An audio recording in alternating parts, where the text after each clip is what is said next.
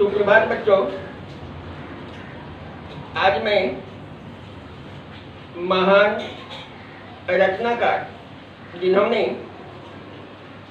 काव्य जगत में, चाहे वह कविता का क्षेत्र हो या कहानी का अथवा निबंध का, सबों में अपनी रचना के द्वारा एक अस्थायी नींव या ईंट का पत्थर साहित्य जगत में साबित किया है। रामधारी सिंह दिनकर हिंदी के एक प्रमुख लेखक, कवि और निबंधकार थे। वे आधुनिक युग के श्रेष्ठ वीर रस के कवि के रूप में स्थापित हैं। हालांकि कुछ लोग उन्हें मानवीय प्रकृति और देशभक्ति दोनों तरह की कविताओं के रचने का श्रेय देते हैं, लेकिन दोनों ही कविताओं में उनका वीर रस स्वयं ही परिलक्षित होता है। उन्होंने इतिहास, दर्शन शास्त्र और राजनीति विज्ञान की पढ़ाई इसी पटना विश्वविद्यालय से की।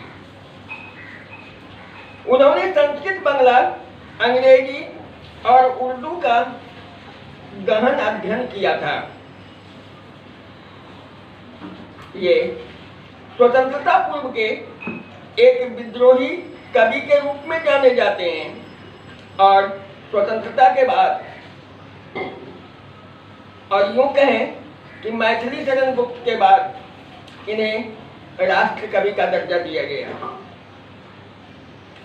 वे छायावादोत्तर कवियों की पहली पीढ़ी के कवि थे। छायावादोत्तर इसलिए कहा गया कि इनकी रचना जितनी भी आई वह छायावाद के प्रणेता जयशंकर प्रसाद के बाद आई है।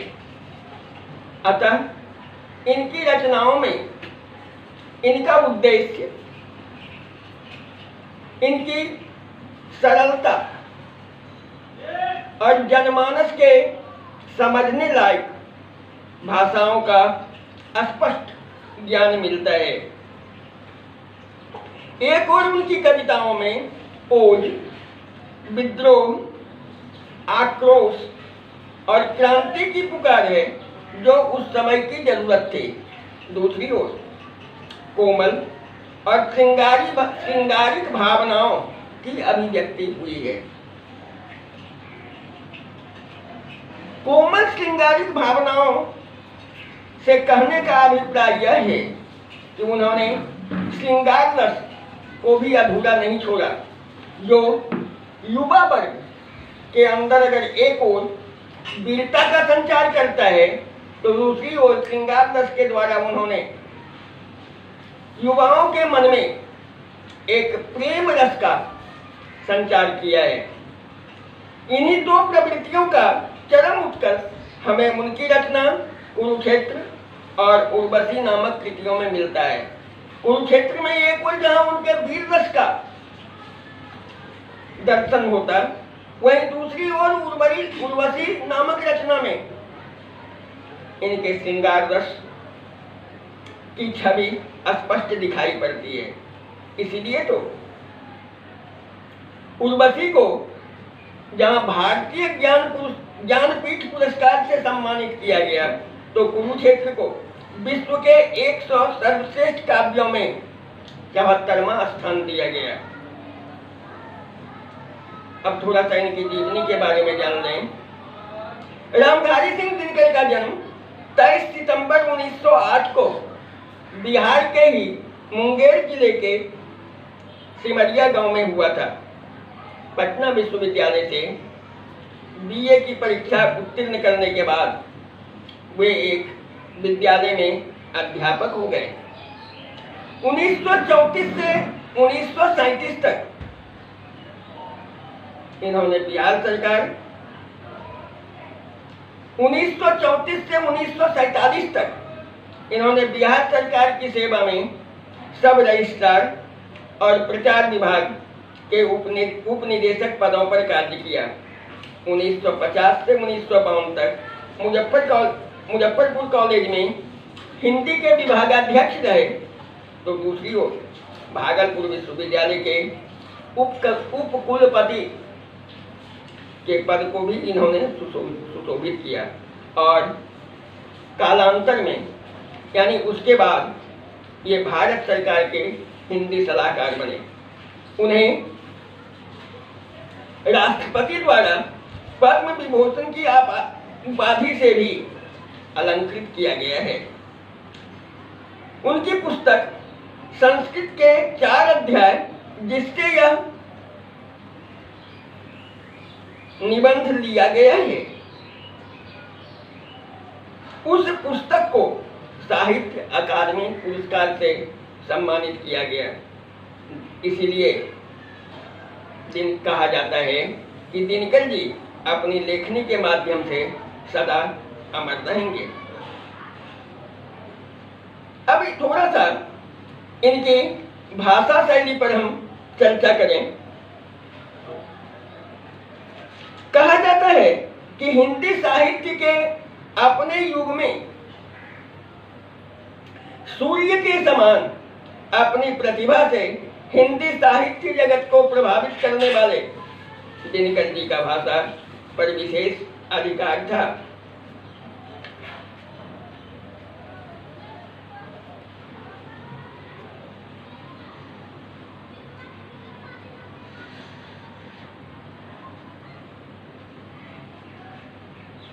पद्म की भांति कीचड़ में कमल खिलाने वाले दिनकर जी ने पद्य की भांति गद्य में भी अपनी भाषा को सहज और प्रभावशाली बनाए रखा। दिनकर जी के निबंधों में भावुकता, सरसता, कोमलता के साथ साथ आवेगपूर्ण शैली भी विद्यमान है। दिनकर जी अपनी बात को सहज और स्वाभाविक रूप से कहते थे। उन्होंने इस निबंध में ऐसी किसी भी भाषा का प्रयोग नहीं किया जो कृत्रिम अथवा प्रयासजन्य हो। दिनकर जी की भाषा में बोलचाल, अतः यह कहा जाता है कि दिनकर जी अपनी बात को सहज और स्वाभाविक रूप में कहते हुए साधारण जनमानस के हृदय में अपना स्थान बनाने में सक्षम रहे हैं।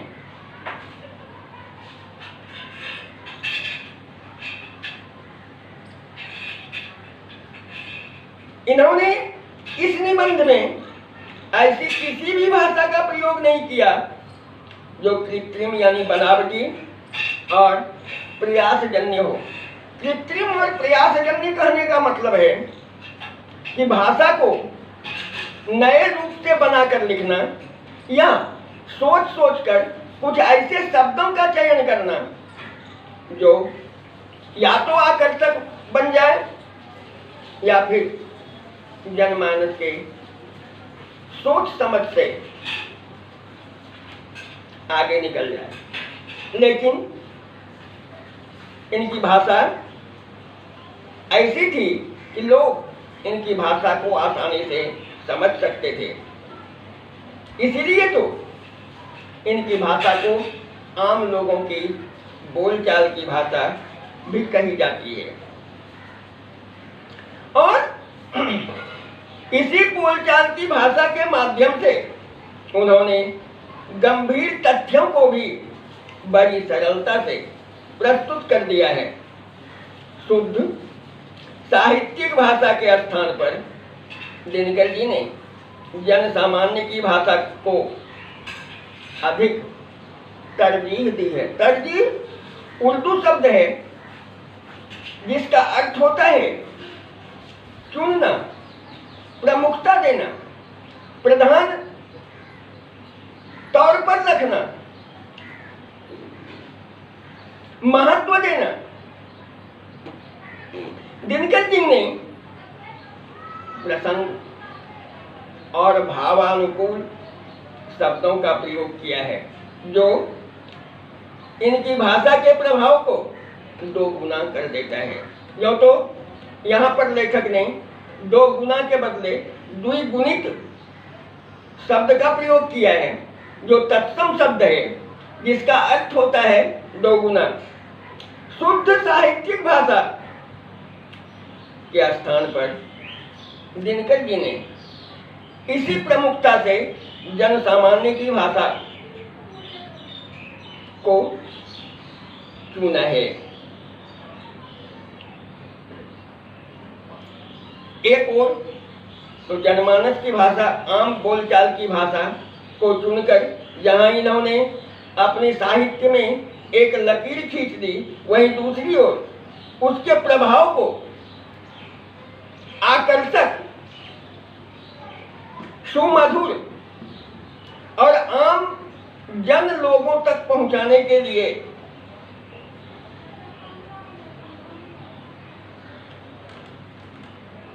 अथक प्रयास किया और अंत में वो इसमें सफल भी रहे। देखने लायक इनका एक उदाहरण है जिसमें इन्होंने कहा है कि निष्कर्ष यह है कि संस्कृति सभ्यता की अपेक्षा महीन चीज होती है और यह सभ्यता के भीतर उसी तरह व्याप्त रहती है जैसे दूध में मक्खन, फूलों में सुगंध, सूर्य के किरणों में गर्मी और जल में ठंडक। इस उदाहरण में मक्खन और सुगंध का विधान संस्कृति की व्यापकता और उसके प्रभाव को बड़ी ही सरलता से सुस्वादु, आकर्षक और लोगों के दिमाग पर अपना पकड़ बनाने वाली साबित होती है। दिनकर जी की शैली इस निबंध में विचारात्मक है, जो विषय वस्तु के प्रस्तुतिकरण में पूर्णतया सफल सिद्ध हुई है। इस शैली के माध्यम से दिनकर जी ने गंभीर विषय को भी बड़ी कुशलता और बोधगम्य ढंग से प्रस्तुत किया है। इस प्रकार भाषा और शैली की दृष्टि से दिनकर जी का यह निबंध अद्वितीय, या यूं कहें कि इस तरह की भाषा शैली का प्रयोग करने वाला दिनकर जी के अलावे और कोई नहीं है। अब हम थोड़ी सी यह जान लें कि इन्होंने संस्कृति और सभ्यता जैसे गंभीर शब्दों का चयन कर उसके अंतर को कैसे परिभाषित किया है। इनके अनुसार संस्कृति एक ऐसी चीज है जिसे जाना जा सकता है, महसूस किया जा सकता है, लेकिन उसकी परिभाषा नहीं दी जा सकती। जो चीज हमारे पास होती है वह है सभ्यता और संस्कृति। सभ्यता वस्तुओं से है और संस्कृति हमारे भीतर व्याप्त होता है। जैसे मानव शरीर जिसे हम देख सकते हैं, छू सकते हैं, महसूस कर सकते हैं, लेकिन उनके अंदर की अच्छाइयों और बुराइयों को हम ना तो देख सकते, ना सुन सकते, लेकिन उस मानव के चरित्र को हम विश्लेषित इन गुणों के आधार पर अवश्य कर सकते हैं। इस प्रकार यह नहीं कहा जा सकता कि हर सुसभ्य आदमी सुसंस्कृति होगा। ऐसा इसलिए नहीं कहा जा सकता क्योंकि यह आवश्यक नहीं है कि अच्छी पोशाक वाला आदमी स्वभाव से ठीक नहीं है तो वह संस्कृति के खिलाफ है। यहाँ पर इन्होंने अच्छी पोशाक और स्वभाव दो शब्दों का चयन आम लोगों की भाषा में करते हुए लोगों को स्पष्ट अंतर बताने का प्रयास किया है। सभ्यता की पहचान ठाट बाट से है। सभ्यता की पहचान उसके रहन सहन से है। सभ्यता की पहचान उसके आर्थिक उन्नति से है या आर्थिक अवनति से है। जैसे आर्थिक रूप से कमजोर व्यक्ति और आर्थिक रूप से पुष्ट व्यक्ति। मगर बहुत से ऐसे लोग हैं जो झोपड़ी में रहते हैं, अच्छे कपड़े नहीं पहनते हैं, लेकिन उनमें विनम्रता, सदाचार, दयालुता, परोपकारिता, सहनशीलता आदि ऐसे गुण हैं जो हमें सुसंस्कृत बना देते हैं। भले ही हमें सभ्य लोगों की श्रेणी में नहीं रखा जाए, लेकिन हमें उसे सुसंस्कृत समझने से परहेज नहीं करना चाहिए। इसी का उदाहरण देते हुए कवि ने या यूं कहें लेखक ने भारत की एक कमिश्नरी छोटा नागपुर, जिसके अंदर आज दुमका, देवघर, गोड्डा, साहबगंज, जमशेदपुर, सिंहभूम, उस समय का मानभूम इत्यादि आता था, जिसके अंदर पहाड़ी और आदिवासी बहुल लोग रहते थे, जिनकी आर्थिक स्थिति बहुत ही खराब थी और जो प्रायः यायावर की जिंदगी व्यतीत करते थे। वैसे लोगों का इन्होंने इसमें उदाहरण दिया है और बताया है कि प्राचीन भारत के ऋषि भी जंगलों में ही रहा करते थे। उनका मुख्य आदत था मिट्टी के बर्तनों में खाना, जीवों से प्यार करना, यही उनका जीवन था। जबकि आदिवासियों का रहन सहन ना तो उन्नत होता है ना तो मध्यम। जंगली जीवों का शिकार कर जंगली फल फूल का खाना, यही उनकी मुख्य दिनचर्या होती है। लेकिन इसी जंगलों में रहने वाले ऋषियों ने